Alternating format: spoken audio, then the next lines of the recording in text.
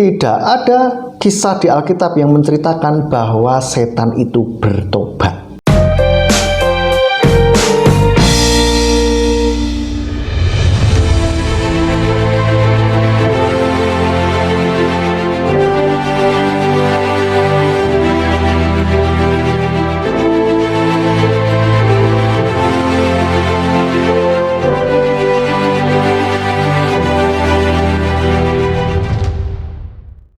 Ya, shalom, selamat berjumpa kembali dalam channel YouTube Simeon Sulistyo. Kita tetap dalam rubrik Yuk Tanya Alkitab. Kali ini topik yang akan kita bahas adalah benarkah demon bisa bertobat? Ya, ini topik sedang hot saat ini, dibahas oleh orang-orang yang katanya indigo atau punya kelebihan tertentu dan mereka kadang bertemu dengan roh-roh tertentu begitu, dan mengatakan bahwa demon ini bisa bertobat gitu. Ada bahkan kisah-kisahnya katanya. Nah, sebagai anak Bapa Yahweh, kita perlu melihat segala sesuatu yang ada di dalam kehidupan kita terjadi ini, fenomena yang seperti ini, kita perlu cek. Jangan langsung percaya atau langsung menolak. Tapi kita perlu cek di dalam Alkitab. Seperti apa? Benarkah demikian gitu ya?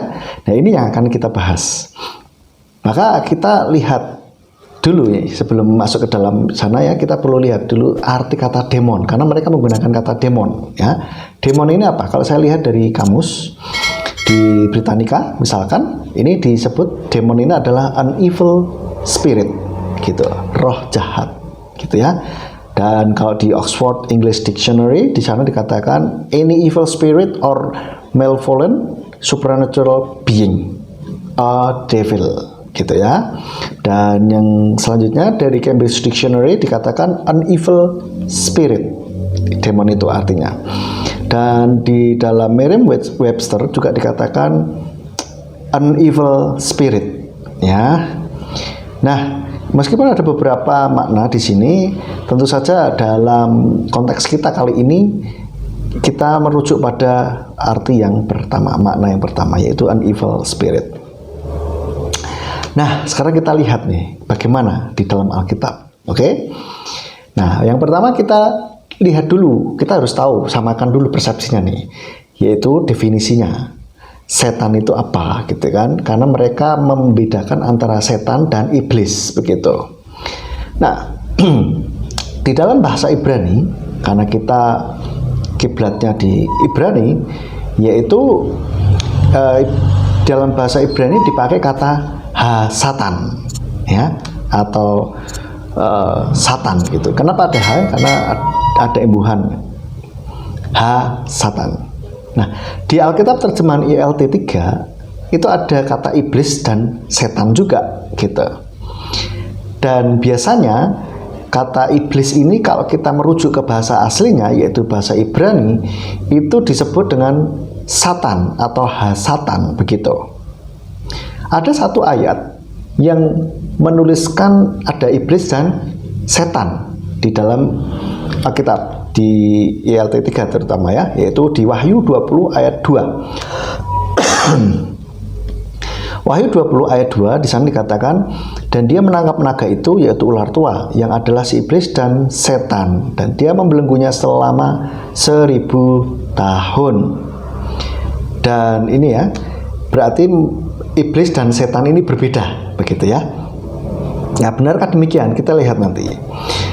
Kalau saya lihat di bahasa Inggrisnya terlebih dahulu ya, di dalam King James Version saya ambil, itu dikatakan bahwa which is the devil and Satan. Ya, devil and Satan. Jadi yang devil ini diterjemahkan di bahasa Indonesia sebagai iblis gitu.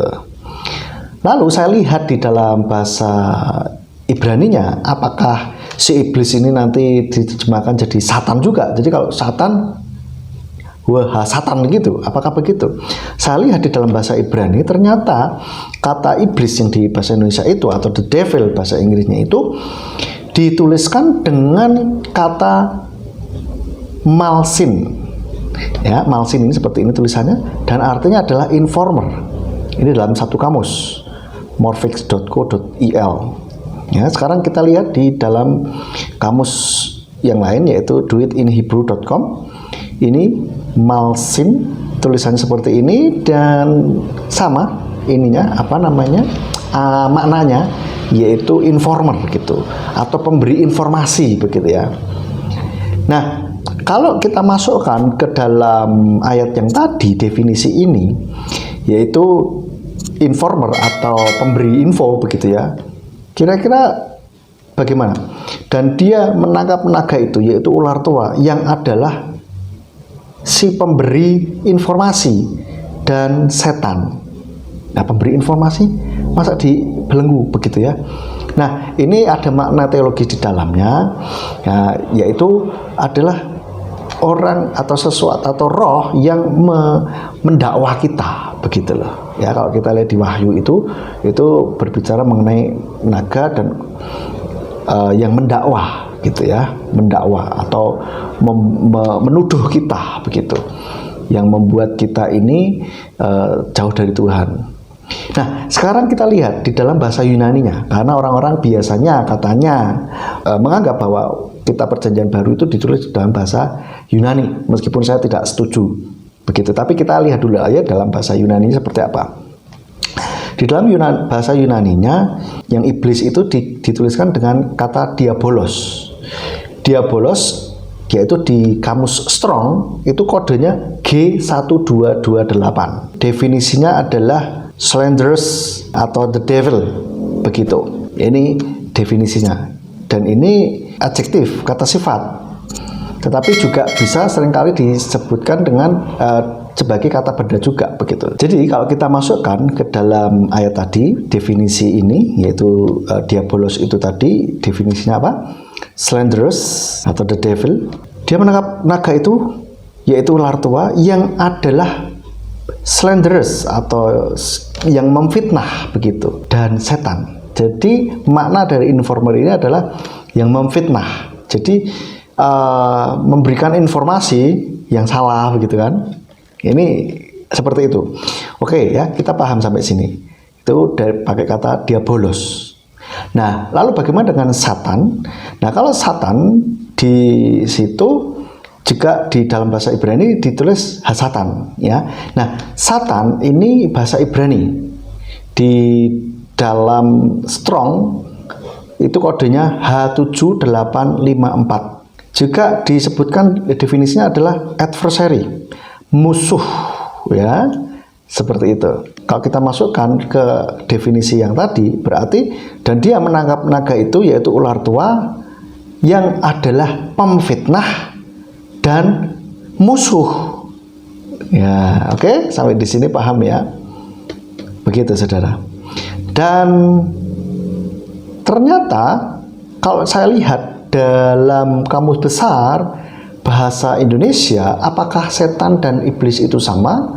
Ternyata di kamus besar bahasa Indonesia ini sama gitu, sinonim. Nah, kalau saya lihat nih ya, setan ini artinya roh jahat gitu, yang selalu menggoda manusia supaya berlaku jahat, begitu ya. Bagaimana dengan iblis? Iblis ini disebut dengan makhluk halus yang selalu berupaya menyesatkan manusia dari petunjuk Tuhan atau roh jahat, setan gitu. Jadi iblis dan setan ini di bahasa Indonesia adalah sama. Oke, jadi kalau ada yang membedakan antara iblis dan setan, ya terserah mereka begitu. Tapi saya melihatnya dari kamus yang secara umum dipakainya seperti apa begitu, bukan anggapan-anggapan orang. Oke, seperti itu. Lalu yang kedua, kita lihat apakah ada kejadian atau kisah yang menceritakan bahwa ada setan atau iblis yang bertobat. Ternyata saya cari-cari di Alkitab tidak ada, saudara. Tidak ada. Satu pun tidak ada. Nah, coba mungkin kalau saudara membacanya ada, boleh kasihkan kolom komentar atau kirim ke WA saya ya. Saya baca nggak ada soalnya. Ya, nggak tahu kalau saya terlewat. Tidak ada kisah di Alkitab yang menceritakan bahwa setan itu bertobat. Nah, logikanya kalau setan bisa bertobat, maka Tuhan minta setan bertobat dong, betul nggak? Tapi yang diminta bertobat itu manusia, bukan setan. Tuhan selalu minta manusia yang bertobat, bukan setan yang bertobat gitu, ya kan? Nah, Kalau ada orang yang bilang, oh ya di kisah ini, di legenda ini itu katanya ada kisah yang menceritakan bahwa demon atau roh jahat ini bertobat, ya kita sebagai anak Tuhan, kita selalu cek dulu ke firman Tuhan, sesuai apa enggak gitu, cocok enggak. Kalau enggak cocok, ya jangan dipercaya. Nah itu kan kepercayaan orang lain, ya silakan saja, itu hak mereka, begitu. Ya, bahkan saya kalau ada orang yang menceritakan, bahkan pendeta sekalipun yang berkata bahwa oh saya sudah sering keluar masuk surga, saya tidak serta-merta percaya, saudara. Saya cek, meskipun pendeta, apakah pendeta selalu benar? Belum tentu. Kita cek dulu kebenarannya melalui firman Tuhan. Lah, kalau pendeta bilangnya sudah naik turun surga, tetapi dia menolak nama Bapa Yahweh, sang pemilik surga itu, nah perlu saya pertanyakan, surga yang mana yang dia masukin itu, gitu loh, ya kan? Saya nggak langsung serta-merta percaya, saya langsung cek ke firman Tuhan, bagaimana. Saya lihat, mungkin saya dengarkan dulu kondisinya di surga itu bener nggak nih, sesuai nggak nih dengan yang ada di firman Tuhan, gitu loh. Oke. Nah, tapi ada mungkin sebagian saudara yang sudah menonton video itu mengatakan, loh bagaimana dengan kisah pencobaan di padang gurun? Oke, kisah pencobaan di padang gurun. Mereka kan mengambil ayat di Matius 4 ayat 10, ya kan? Saya bacakan dari ILT saja, karena saya lebih suka terjemahan ILT. Kemudian Yesus berkata kepadanya, "Anyahlah hai setan, sebab telah tertulis, engkau harus menyembah Yahweh Elohimmu, dan kepadanya sajalah engkau harus beribadah." Nah, orang itu mengatakan bahwa lo ini menunjukkan bahwa Yesus, atau ya dia pakai Yesus, belum tahu Yeshua, itu menunjukkan bahwa memberi kesempatan, ayo bertobat gitu, dan kamu harus beribadah kepada Yahweh, kepada Tuhan saja gitu. Jadi boleh bertobat dan bisa bertobat gitu katanya. Nah, menurut saya ini tidak perlu teolog untuk memahami ayat ini. Ya. Hanya perlu pemahaman bahasa Indonesia yang dengan baik dan benar. Cuman itu aja.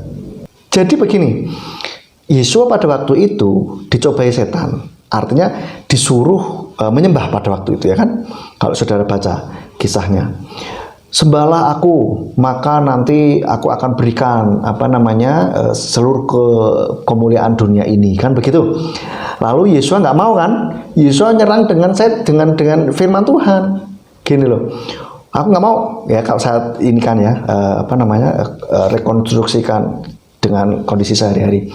Aku nggak mau, karena apa?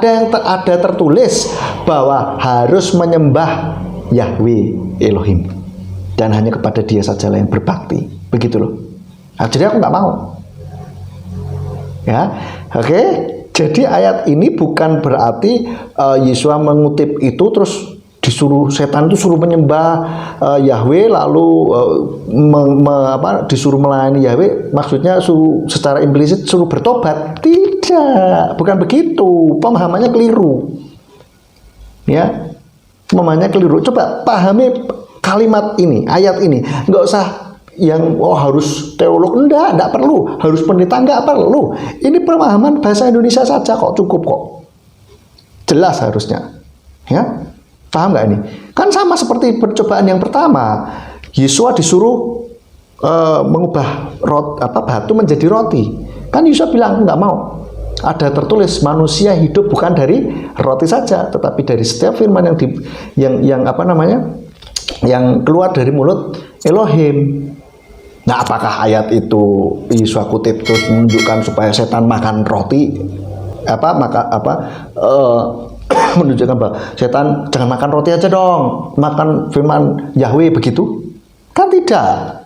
Yesus menunjukkan bahwa enggak, karena ada tertulis ini. Gitu loh, paham? Dan Yesus mengutip Ulangan 6 ayat 13. Engkau harus takut kepada Yahweh Elohimmu, engkau harus beribadah kepada dia, dan engkau harus bersumpah demi namanya. Nah, lalu di lain kesempatan itu ada Yesus bertemu lagi dengan kuasa gelap yang mereka menyebut dirinya dengan legion, karena banyak ya yang merasuki seseorang di pekuburan di Gadara atau Gergasa ya.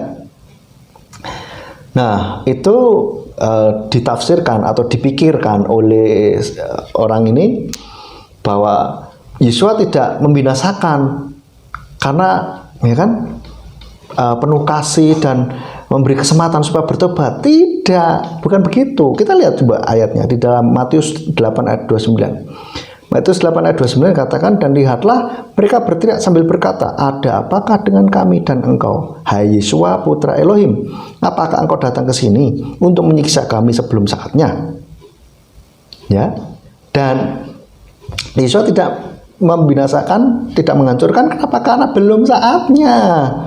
Dan mereka sendiri yang minta supaya jangan dibinasakan.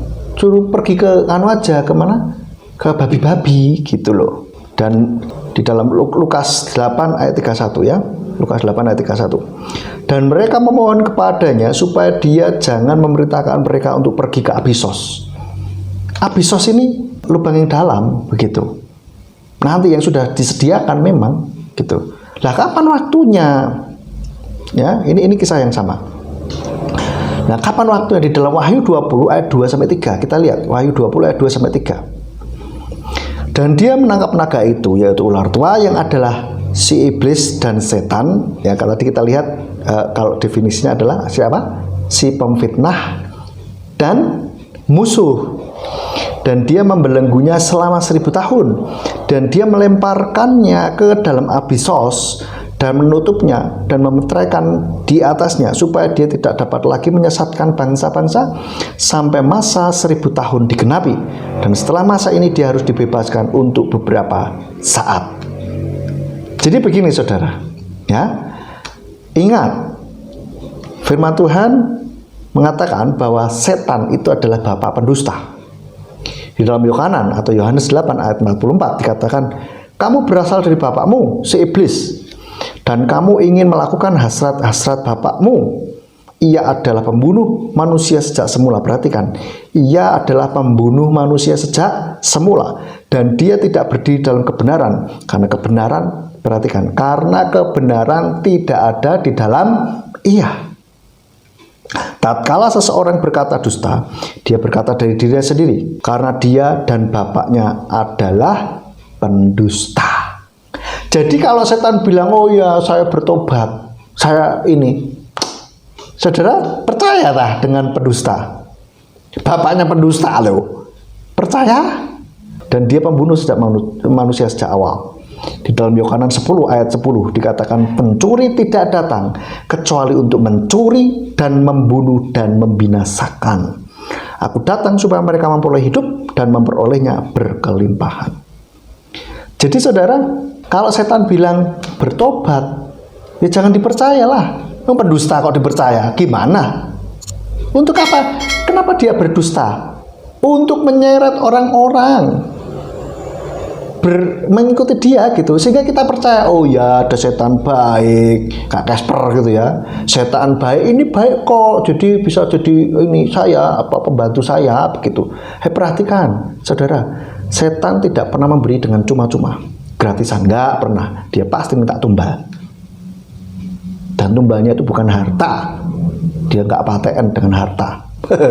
Dia nggak butuh gitu, dia butuh nyawamu, jiwamu, atau jiwa keluargamu. Hati-hati, saya katakan, setan bertobat ya pura-pura lah. Bagaimana bisa? Dalam 2 Korintus 11 ayat 14, dan tidak heran karena setan sendiri pun menyamar sebagai malaikat terang. Lawang dia jadi malaikat terang loh, bisa kok, gampang kok, apalagi pura-pura bertobat, ya gampang banget. Jadi jangan mudah terkecoh dengan sesuatu yang katanya, oh ya ini saya ini melihat dan ini. Kita cek kebenarannya di dalam Alkitab, sesuai tidak? Kalau tidak sesuai jangan dipercaya. Ya, ingat di dalam Alkitab tidak pernah ada diceritakan setan bertobat. Yang disuruh bertobat itu adalah manusia. Oke, Jadi saat ini saudara, kalau saudara mempercayai bahwa ada setan baik, ada setan buruk, saat ini bertobat. Bertobat, tidak ada setan yang baik, tidak ada, karena tidak ada makan siang gratis dari setan. Ya, dia selalu minta sesuatu, yaitu jiwa. Dan bilang, oh ya, buktinya setan ini sama si itu bertengkar katanya. Waktu di YouTube-nya itu ada yang bilang, oh ya nih sedang ngawasi, kayak nggak cocok gitu katanya. Yesus katakan apa?